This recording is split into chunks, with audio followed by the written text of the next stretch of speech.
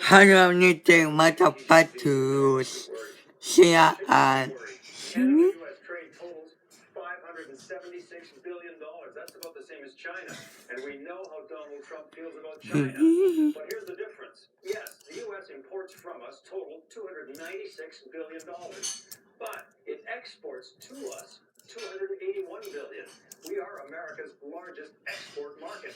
The difference, the U.S. trade deficit with Canada is only about $15 billion. Less than 3% of the total trade. Compare U.S. trade deficit with Canada versus the trade deficit with Mexico, which is over $60 billion.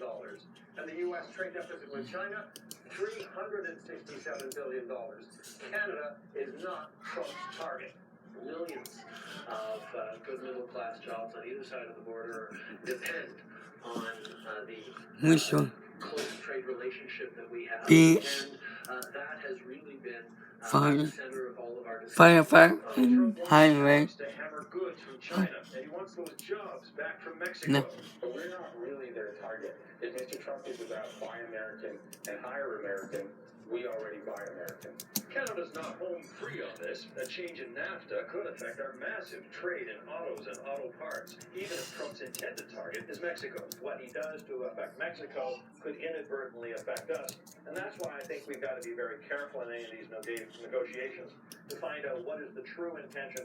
We have to be very careful. Canada has no other neighbor where we just drive our goods across the border.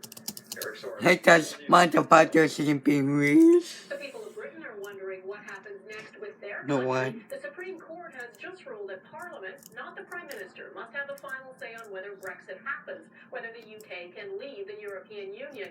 But it also ruled that regional parliaments, such as Scotland, do not need to be consulted. As Redmond Shannon reports, that's given new hope to Scottish nationalists. The Supreme Court rules that the government cannot trigger Article 50 without an Act of Parliament authorising it to do so.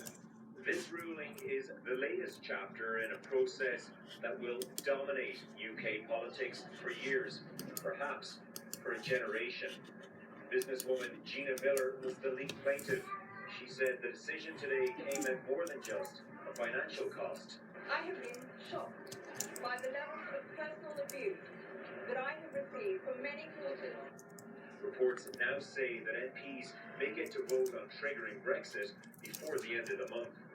This ruling is certainly a headache for the government, but the bill should still pass as the Conservatives do have a majority here at the Houses of Parliament.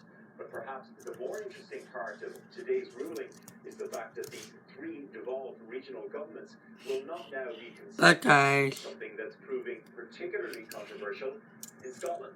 SNP MPs will seek to work with others to stop a hard Brexit in its tracks.